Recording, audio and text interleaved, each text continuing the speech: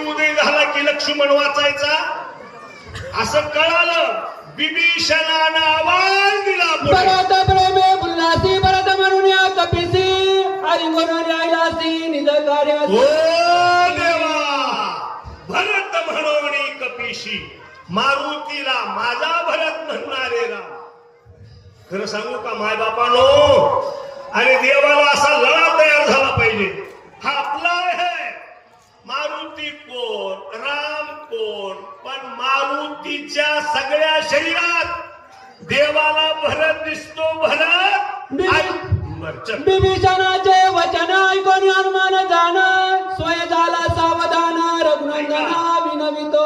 कशी गंमत आहे. देवाला हाक मारली पण देव उशिरा सावध झाले. सावध कोण झालं?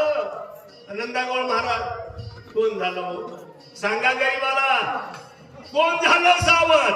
हनुमान. याचा अर्थ असा आहे, भजन कुणाला धोका देत नाही. स्वामी ऐका